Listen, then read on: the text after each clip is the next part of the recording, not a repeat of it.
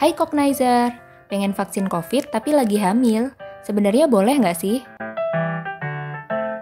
Ibu hamil dan nifas lebih berisiko mengalami kasus berat COVID-19 dibandingkan yang tidak hamil. Risiko ini diperberat dengan adanya kondisi medis lain yang mendasari, serta pada ibu hamil dengan usia di atas 25 tahun. Kasus berat artinya seseorang perlu mendapatkan 1. Perawatan rumah sakit, 2. Perawatan intensif atau ICU, dan 3. Ventilator atau perawatan khusus untuk membantunya bernafas. Selain berisiko mengalami kasus berat, ibu hamil yang terkena COVID-19 juga lebih berisiko mengalami persalinan prematur atau masa kehamilan kurang dari 37 minggu. Pada tanggal 1 Juli 2021, Persatuan Obstetri dan Ginekologi Indonesia atau POGI mengeluarkan rekomendasi terkait vaksinasi COVID-19 untuk ibu hamil. Menyusul kemudian rekomendasi Kemenkes pada tanggal 2 Agustus 2021.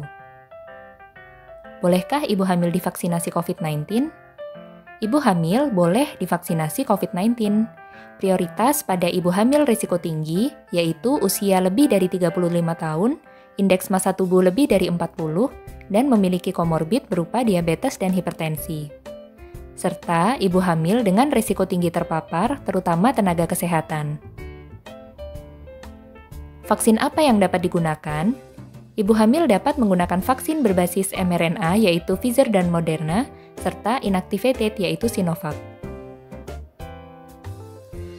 Pada usia kehamilan berapa ibu hamil boleh divaksinasi? Kemenkes menyatakan bahwa vaksinasi dosis 1 dapat diberikan mulai trimester kedua, yaitu usia 13 minggu, sedangkan dosis kedua diberikan sesuai interval jenis vaksin. Sementara itu, POGI menyatakan ibu hamil dapat divaksinasi pada usia kehamilan mulai 13 minggu dan paling lambat 33 minggu. Bagaimana jika sudah vaksinasi dosis 1 kemudian hamil? Tenang, kehamilan tetap dapat dilanjutkan dan ibu hamil tetap dapat dijadwalkan mengikuti vaksinasi dosis 2. Jika saya hamil namun tidak termasuk risiko tinggi, bolehkah saya vaksinasi COVID?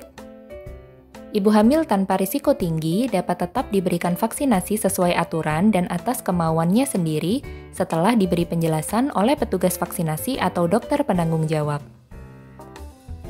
Untuk penjelasan lebih lengkap, teman-teman bisa konsultasikan pada dokter masing-masing.